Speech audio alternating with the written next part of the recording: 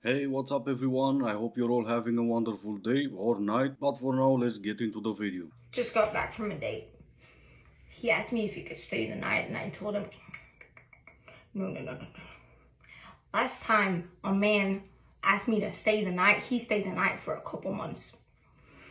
And I'm still recovering from that. And that's why you buy lube, it makes recovery a whole lot faster. I don't make mistakes, I date them. That's a great t-shirt to wear on a date. You do that and there's no explaining why a man won't take you seriously. Have you guys started checking their TikTok accounts before you ask them on a date, or do I need to post more like this one? Here's another thing. When men age and their testosterone levels go down, they become so family oriented. They just want to bond and spend time and reminisce and acknowledge the mistakes they've made over the course of their lives when they were reckless and testosterone driven. Unfortunately for those men and their behavior and the choices they've made in the past that resulted in destroyed community ties or ties with their family members or their kids, they missed out an opportunity to invest into their future. Now, the opposite is true for women, because women, being more relationship oriented, have built those ties and those healthy communities. And when they age, they have the beautiful communities to be around. Men with the reckless behavior are typically unhealthy, and they become a huge liability to their family members and to their community when they're aged. Hence, when women age, they prefer to be surrounded by women in their communities. And they are so extremely happy. So happy. In fact, they are way happier than men, because men destroyed those community ties. So then I'm not gonna be a liability for anyone, because I no longer have anyone in my life, right? You, on the other hand, so happy. That's why you're surrounded by cats, not just from the lack of a romantic relationship, but also due to the lack of friendship. You surround yourself with cats to fill that void and emptiness you feel when you realize you have no one in your life. I have no idea who you're talking to, but we go outside and we see people. We are in fact in touch with reality, not just with TikTok. So this type of generalized statements usually, or in fact in most cases, don't work, because again, we are in touch with reality. The danger of waiting until you're in your 30s to decide whether you want kids or not is you know that life is really good without them. Do you know what I mean? Like on the weekends, we get up when we want, we have friends over when we want, we go on holiday when we want, like we have all our own money. Like, life is really good, you know? But then you get to your 30s, and for women, you're like, oh, my biological clock is ticking. But then I'm like, oh, do you know what? Oh, yeah, we'll do it. And then you go to a cafe and they're all screaming. And then your friends are like, yeah, I haven't slept in years. Or, I just don't even want to look at my partner. Like, we have a good life and we have a good relationship.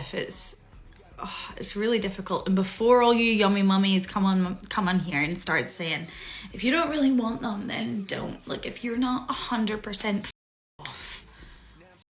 off, okay, this isn't for you, right? This is for the mums who have been in this stage and then have had them and their life has still been great. I need your reassurance, okay?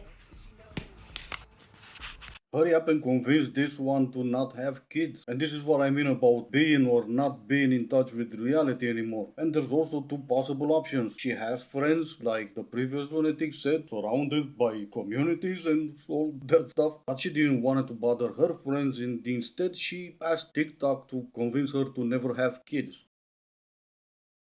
A man that takes selfies is a red flag. Most girls won't notice it because you've only been with guys who do that. But now imagine you meet a guy that doesn't take selfies. Now notice the difference. You want them to have confidence, but not to the level of confidence that it's going to take to take out your phone and take a picture of it. Personally, I think that a guy that thinks that he's too attractive is unattractive. I'd rather be with a much uglier guy that doesn't think that much of himself, or a guy that is attractive that is not bragging on it. For one, who are you sending that to? Is that for your Hinge profile? Or are you really feeling yourself and you're like, oh, look how good I look today? And maybe it's just personal preference. I would recommend against it. And you could do whatever you want, but if you're asking, I would say no. Girls take pictures of themselves usually to see how they stack up against other girls or to see how they're looking that day. Oh, do I look good on camera? Or they're sharing it. It's just a little bit of a different story. If you feel like you don't like guys that take selfies, then maybe you don't like guys that seem that into themselves. Wasn't this lunatic supposed to be engaged or married already? I would rather be with a much uglier guy. Okay, was that one of the criteria you chose your fiancé or maybe husband by now? This not only tells you exactly who she is, but it tells you exactly who her fiancé or husband is. If you ask me, I would say no. He would take it regardless if he likes it or not, and that's the type of a man he is.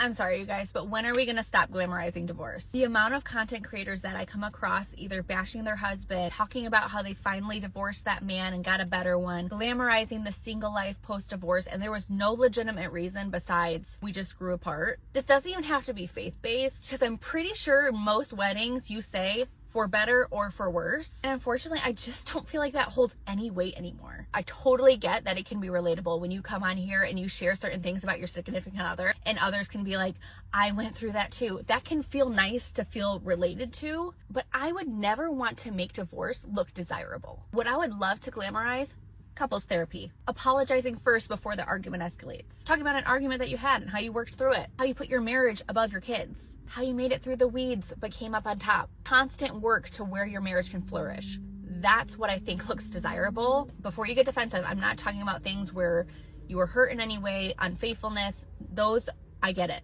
When it's just, I didn't like him anymore, we've got to be better than that. Someone who I love to follow is Jacqueline Gibson because she does this exact thing. She talks about her husband. They talk about some of the struggles that they've had. She even talks about how she fails as a wife, but then she talks about how they worked through it. And that's what I feel like we need to glamorize. That's what I feel is super relatable. Marriage is by no means easy, but when there's a partnership where you both are really working hard at it, it is so, so beautiful and the most rewarding. Yeah, but unfortunately, there's not much of an audience for your type of content. TikTok is by and large an app where misery finds the right company. Most married women are not even on TikTok. And even the ones that are, they're not gonna watch a video where someone says marriage is hard, but it's also rewarding. Because they're gonna go, well, yeah, obviously. On the other side of the coin, divorced women or women who actually never been married, they're gonna watch some lunatic saying, I got divorced because he was snoring or he had earlobes, and they're gonna think to themselves, oh, yeah, this is why I got divorced, or this is why I've never married.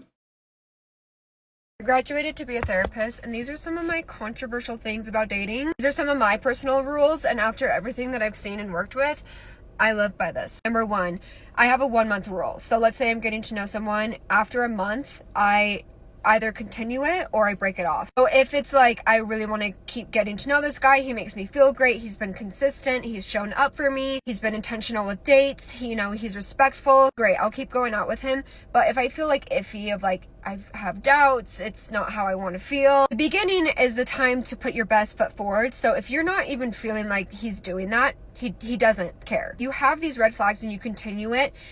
Month 2 and 3, you're just like comfortable with these red flags now. 1 month, your intuition is at its peak. Another thing, love is so great, but if there's one thing that I've seen, love can only go so much with finances. So if you're on a date and the man asks to split the bill, and there's so much controversy over this. We as women need a man to provide. Like, does this man have a job, right? Because if we have our job and if we have our education and they don't, they asked us out, they asked for our time, we're getting to know, can they provide for a family? They asked to split the bill.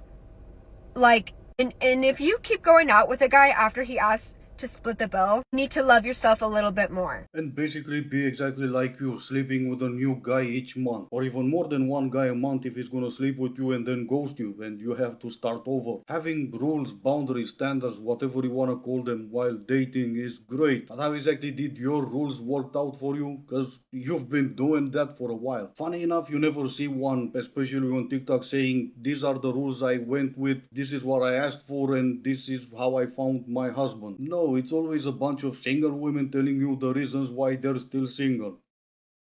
If this is you, then no offense, each to their own, yeah, but God forbid I ever, with my hard-earned cash, book a trip with a man and he's posting up like I'm not there? Do you know the amount of times I see a guy that goes on a trip, he's clearly with a girl, but he's like, doesn't he post as if he's on a little solo trip? That's so rude, I'm sorry. And unless you've paid for the trip, and then even at that point, no, if you want to act like you're on this trip by yourself, you can sleep in the bed by yourself. There's no way you're touching me on that trip. Are you insane? Why do people do that? And I don't even mean like you've got to post my face and post that it's me, but there's got to be something that like you're with your girlfriend or you're with me, like a girl. Like, I exist in this trip. And it seems the only reason you exist on that trip is for him to not sleep alone in his bed. I do believe that taking trips together and being stuck with each other for like a week helps to see if that relationship is going somewhere or if you can stand being with each other. But I also believe you should wait for a while for you to get to know each other better before you jump on a trip together. Which, going by your story, you didn't. You just said it would be fun and he said yes, it's gonna be fun. Men are not lonely enough. I just got back from a coffee with somebody who I met a couple of weeks ago at a party, and we've sort of kept in touch since then as friends, and he specifically asked to talk as friends. As friends. Oh no. Yeah, I'm sure you already guessed that he wanted friends, but with benefits. And that led her to believe that men are not lonely enough. Well, who said we are? Alright, a bunch of women.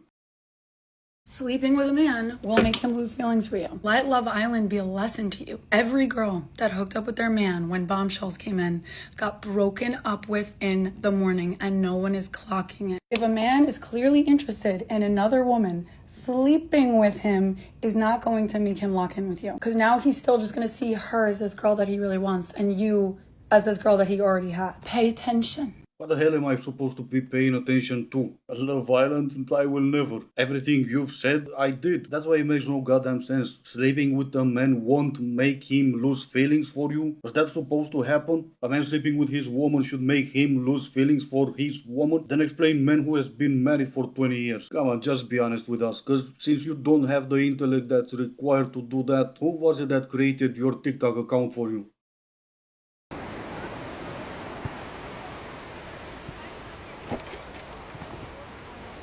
Right then, this is gonna be it for today. As always, I do hope you enjoyed it. If you didn't, I still appreciate you for making it this far. Thank you all so much for watching. Stay safe and I will see you in the next one.